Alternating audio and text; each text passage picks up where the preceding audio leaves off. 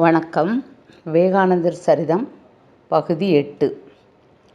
பகுதி 7இல் விவேகானந்தர் தன் வாழ்நாள் முழுவதும் சத்தியத்தை கடைபிடித்ததை பற்றி அறிந்து கொண்டோம். இப்பகுதியில்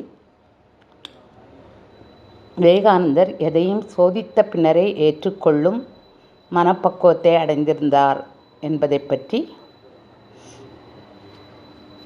தெரிந்து கொள்ளப் போகின்றோம். எதையும் உண்மையா என்று சோதித்து பார்த்த பின்பே ஏற்றுக்கொள்வான் பிழை. ஒருவர் உண்மை என்று எதையோ கூறினால் அவனால் அப்படியே அதை ஏற்றுக்கொள்ள முடியாது.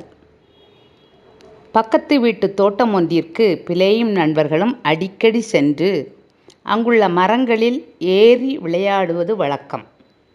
பிழை மரத்தின் உச்சிக்கு வெகு வேகமாக ஏறிவிடுவான். ஒரு கிளையை பிடித்து முழங்காலை மடக்கி தொங்கியவாறு ஆடுவான். அவனும் நண்பர்களும் ஒருவரை ஒருவர் கூவி அழைத்து கும்மாளம் போடுவர். மொத்தத்தில் ஒரே இரைச்சல். இது அந்த வீட்டில் வசித்து வந்த ஒரு வயதானவருக்கு தொல்லையாக இருந்தது. ஒரு நாள் அவர் தோட்டத்திற்கு சென்று பிழையிடமும் அவன் நண்பர்களிடமும், சிறுவர்களே, அம்மரத்தின் மீது இனியொரு முறை ஏறாதீர்கள். அதில் ஒரு பெரிய பூதம் வசிக்கிறது. அது உங்களை கழுத்தை பிடித்து கொன்றுவிடும் என்று பயமுறுத்தினார்.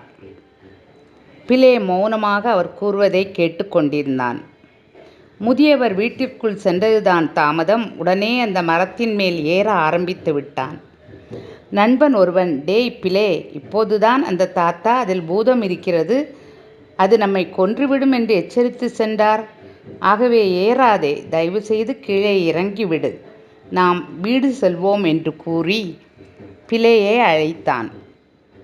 பிழை கொல் என்று சிரித்து, நண்பா, குரங்கைப் போல் பயந்து ஓடாதே.